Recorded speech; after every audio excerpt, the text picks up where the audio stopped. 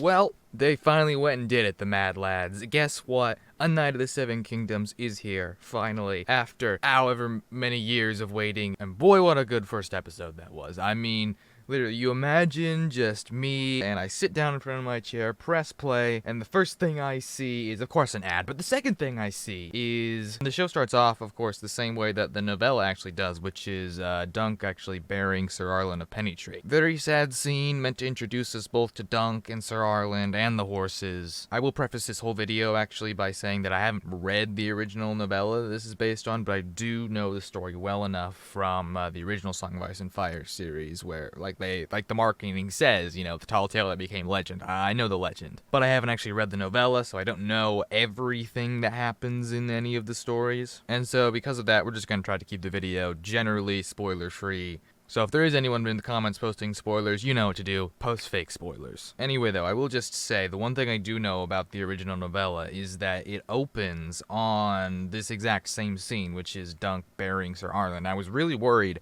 when we were watching the trailers and we were seeing all of these, we were actually seeing Sir Arlen alive, right? Which, you know, is great, but I was really worried that this first episode was gonna be like on Sir Arlen being alive, when if you even just watched the trailer, you knew this guy was going to end up dying pretty quickly. So I'm actually really glad they stuck with the novella opening, and it looks like, based upon the trailers and a few things that happened in this episode, we're just going to get Sir Arlen flashbacks, which I don't know if that's happened periodically throughout the episode or at the start of every episode. However, I really do like that they're going to give the flashbacks route rather than just doing a long, drawn-out death scene. Anyway, then of course we have Dunk burying Sir Arlen. I like how he says, like, there ought to be a sept in here, because, like, normally there would be, right? Anyway, I just thought it was a very powerful scene. It's also a good way of introducing us to Dunk's character, and we also get to see a few flashbacks, like, he never beat me when he didn't deserve it. There's also, like, one in particular of Dunk standing in a burning field, and I'm very curious to see, like, if we get any more context on these, because it seems like Dunk may have squired for Sir Arlen in some actual battles, so I don't know, did Sir Arlen fight in the Battle of the Redgrass Field or something? I don't know if the timelines match up about that.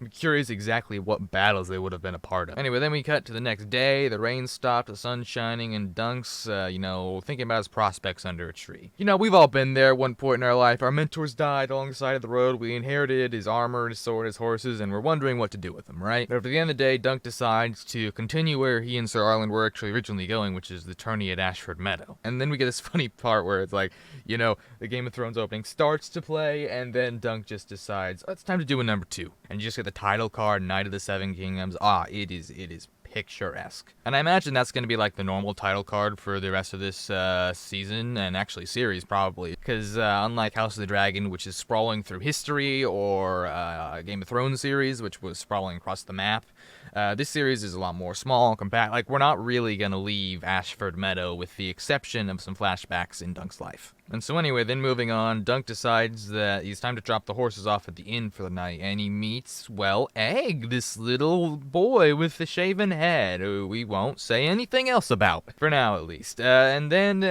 Dunk decides to drop off the horses. And I love how Egg's just like, I could do it if I wanted to. It's like very clearly just like stubbornness of a child, right? He's like, I could. Nevertheless, though, Dunk leaves the horses with him and goes to eat inside the tavern, where he meets, surprise, Daeron the Drunkard. I mentioned who this guy is, of course, because I don't think he's super important for the rest of the novella. Essentially, he's one of the Targaryen princes, right? He's the first son of the fourth son of the king. Let me put it that way. If you know, you know. If you don't know, that probably doesn't tell you anything. Essentially, though, he's passed out in some tavern. He tells Dunk, hey, I dreamed about you, because he's got the same thing that Helena has, which is like the dragon prophetic dreams, and he doesn't like them, so he just, he drinks, right? And I love how Dunk's just like, well, what did I do?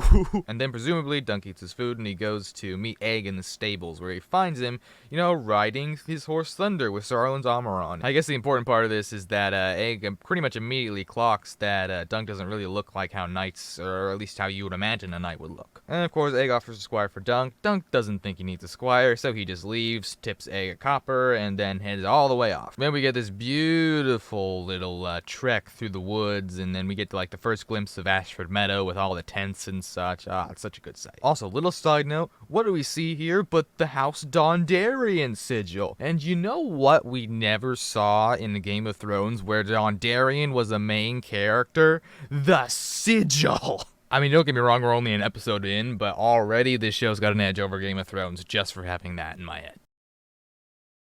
So anyway, then Donkey goes to meet some House Ashford guards, and he wants to speak to the master of the games, which is the steward Plumber. And of course, you gotta love that bit about the Ashford chair. I genuinely thought Plumber was serious. Anyway, though, it turns out Plumber, of course, was joking, and Dunk realizes that eventually too, and he tries to talk to Plumber about, can I enter the games? Can I please, joust? I have a joust. And Plumber's like, well, I've never heard of this person who claimed to have knighted you, but if you can get a knight or lord to vouch for you, then I guess we can enter the lists. Also like this little line where it says, any knight can make a knight. And, that's something that if you read the Song of Ice and Fire books, you would know. But if you just watched either Game of Thrones or House of the Dragon, you might not necessarily know how a knight is made. So I like that little addition. And so Dunk's got a little fetch quest he's got to go on, right? He's got to try to get Lord Dondarrion to vouch for him, right? And so that's kind of like his goal throughout the rest of the episode. And then he goes to the Dondarrion tent to try to do that, but then he meets these two camp followers outside of telling the Dondarrion inside is napping. And it's at this point that we get the true explanation of what is the name of the original novella and actually the name of the episode, and just in general what Dunk is, which is the explanation of what a Hedge Knight is. The camp followers give the simple explanation of, it's like a knight but sadder. Essentially, though, a Hedge Knight is just someone who's not like a landed knight, who doesn't serve any particular lord. He goes from lord to lord, castle to castle, fighting whatever conflict he can manage. However, they're actually called the Hedge Knight because they spend most of their nights in like the hedges alongside of the roads of the Seven Kingdoms because they're too poor to stay in an inn, right? So essentially, they're kind of like a Ronin, kind of like a samurai without a master, like a knight without a lord. And most Hedge Knights, including Dunk, they want to rise from a position of Hedge Knight to landed knight, so they want to take service in some lord's castle, which is what Dunk's trying to do here. He's trying to distinguish himself in the lists so that he might take service with some lord that he can impress. And then we meet the Fossaways. Here we've got the guy with the red head and the giant apple sigil, Sir Stephen Fossaway, who's beating down his cousin, Ryman Fossaway. And essentially, what you need to know is Sir Stephen Fossaway, he doesn't seem like a nice guy. However, he's also much higher in the line of succession than Raymond Fossaway. He's only a cousin, and so, there's a bit of resentment there. Also, you gotta love, like, the apple puns they're making, because the sigil of their house is like an apple, right? And so they make jokes like rotten to the core and not yet ripe. It's just a little funny, right? Very funny. And then, of course, Dunk, not having a pavilion, needs a place to store the horses and to sleep at night, so he goes into this little corner, finds a stream and a tree, and we get our second shot of naked Dunk. Very, very... I can see where the filmmaker's priorities were. Anyway, then nightfall comes, and Dunk tries the Dondarrion tent again, only to find the camp followers still say that Dondarrion is not available. So instead, Dunk decides to take a glass of wine, and he runs into a puppet show run by a woman who might we just say she's very tall. And it's a play reenacting Westerosi legend of Serwyn of the Mirror Shield, essentially this knight who tried to slay a dragon using a shield which had like a mirror, so it had like the dragon's reflection in it. And so the dragon didn't realize it was like a human until it was too late. I don't actually know if the knight's successful in the tale or not. I would assume so, though. Since it's a legend, legends tend to end happily. And then after Dunk leaves the puppet show, he runs into Raymond Fossaway again, who explains the situation of like how his cousin's higher up in the line of succession, and he's actually a landed knight, whereas Raymond's only a squire. And then Raymond decides to lead Dunk into a tent. Whose tent, you might ask? Well, none other than Lord Lionel Baratheon. The Laughing Storm actually got a name drop as well. So anyway, very nice to see. And I like how he's just like, he's clearly very drunk, and then he's just like talking about how something happened here 4,000 years ago. Apparently Ashford Meadow is like the birth of where jousting happens. I don't know how true that is, but anyway, he is funny, and you like to see that he's got like these little antler horns that are like a crown. I think it's notable that Plumber says, there are princes about, right? And the jousting starts on the morrow, but we haven't actually seen any Targaryens yet. So the fact that Lionel Baratheon is wearing this crown like apparatus upon his head, but the Targaryens aren't actually here yet, I think is telling. I think you might not see that once the Targaryens actually arrive. Anyway, though, Dunk decides to join the revelry with the eating and the drinking and the dancing, and it's a fun time. Then, of course, Lionel Baratheon beckons him over, and they have this like little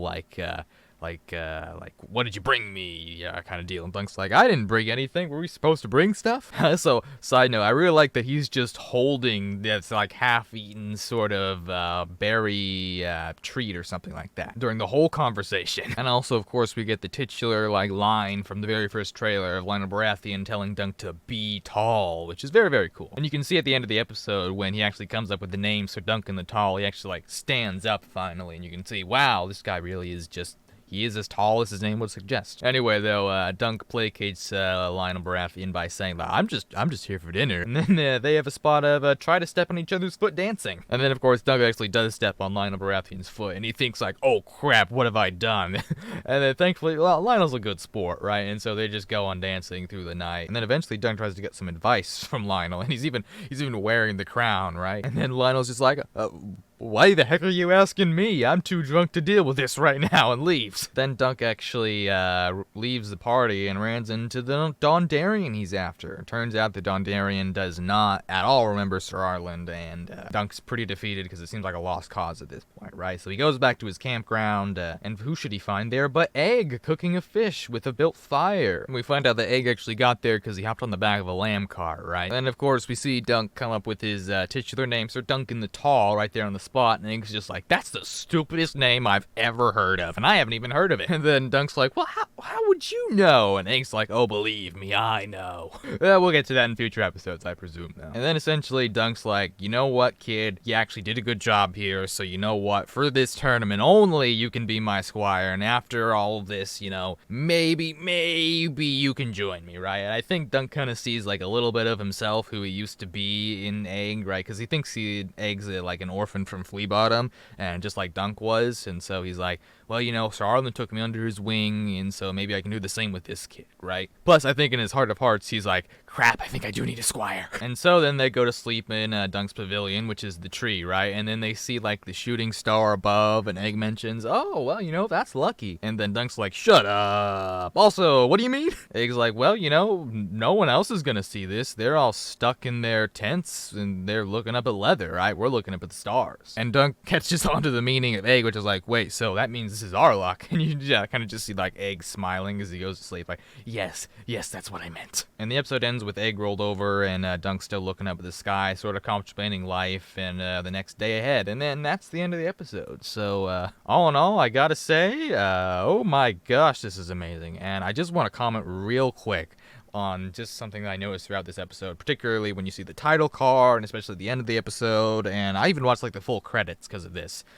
The music. Oh my gosh, the music. I know Ramin Djawadi isn't doing the music for this series, but nevertheless, it is spectacular. And this is one of those things, right, where you can watch the trailers, you can read the novellas if you even want to. You can know every single line of dialogue and action that's going to happen in this show. You can analyze every sort of foreshadowing or life lesson that George R. R. Martin throws in there, but at the end of the day, watching this show is going to give you something that all of that knowledge never will, which is the feeling that music gives you when you hear it playing and you're truly immersed in the world of Westeros, and that is really cool to me. And anyway, first episode out of the way, really enjoyed it. I am very hopeful not only for the rest of the future episodes of this season, but the series as a whole. Granted, there are only 3 seasons worth of content, but that might just change. Hopefully by the time season 3 comes out, and this is a big hope, I think I even have the idea of a video on it, so by 2028 they're going to be out. So hopefully by the time the 3rd season comes around, either Winds will be out and another Dunk and Egg novella will follow, or maybe Martin will just post another Dunk and Egg novella, because he has, like, I think 12 ideas or something. Nevertheless, though, I'm going to try to do these episode review videos, like, weekly. I realize new channel, probably not a lot of people are going to watch it, but hopefully it's a stepping stone to greater things. At least that's the hope / the plan, right?